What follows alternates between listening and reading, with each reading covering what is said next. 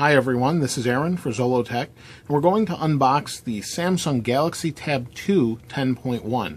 Now, the unique thing about this video, other than that this is a new tablet we're looking at, is that I'm recording this with the Samsung Galaxy camera that I unboxed the other day. So for any of you that want to get a feel of how well the video is, here's the video. So let's unbox this. This is $500 from Verizon. You can get it with or without a contract, or at least service anyway. And you can see here's our SIM card. And this is an LTE tablet. Let's pop this out here.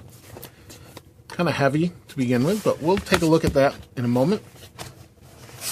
So here we have, start here, manual. Right here we have their kind of Apple copy connector, dock connector. I'm surprised they kept that. And then we have an AC adapter. This is a wall adapter that USB plugs into, and then this is just an adapter for the United States for the wall, the AC. So that's not really anything too interesting. We've seen that before from Samsung. Let's take the screen protector off here and put this here. Flip it over here. There's another one on the back we'll take off here. All sorts of plastic. And there's another piece over an IR sensor that's on the top. So here's the tablet itself. You can see it's actually pretty nice looking. It doesn't really look like an iPad. They've changed it a little bit, and they've removed or changed some of the bezel. You can see the speakers right here. So the actual tablet itself has 4G LTE connectivity and EVDO. Comes with Android 4.0 ice cream sandwich, 8 gigs of internal storage, has a micro SD slot. Let's take a look at that here. So we have a micro SD slot on top, SIM card slot, IR sensor, 3.5 millimeter headphone jack, volume up and down, and power sleep wake button, all on the top here. Then we've got this screen on the front, which looks pretty nice. From what I understand, it's a 1080, or I'm sorry, a 720p screen, or really it's a 1280 by 800 WXGA screen. But 1280 by 800 is just above 720p. It has a 7,000 milliamp hour battery in it.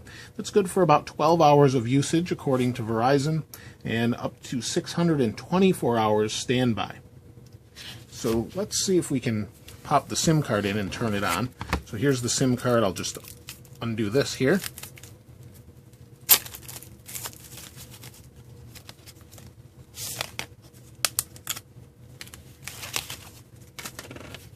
Here's our SIM card.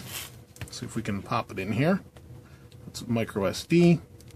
The SIM card's in place.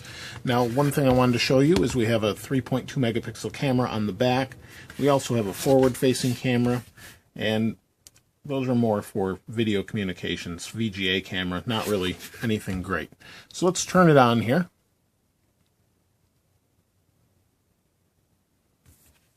There we go. It's turning on. You can see the camera had a little bit of a focusing issue. Let me move the light out of the way a little bit more here too. There, I've moved the light out of the way. You can see we're at the setup wizard. We'll hit next. It's waiting for it to connect to Verizon, and it doesn't look like we have any connectivity down here. Finding more and more wrappers all over this thing. There's one down here. There was one on the speakers. Really wrapped this thing quite a lot. Prevents scratches, but it's quite a bit. So it's activating. We've got service, and these things are sticking to my hands. Get these out of the way here. Now, while we wait for this to activate, the tablet itself feels pretty nice. It actually feels a lot more rigid than the original 10.1, and feels like it'll hold up a little bit better. It also has a little bit different specs. This has a 1 gigahertz dual-core processor. Nothing really crazy there.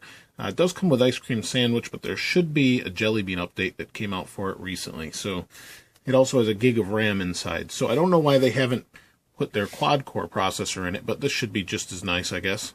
We'll see how the user experience is once it boots up and activates. We're signing into my Google account. We'll wait for it here.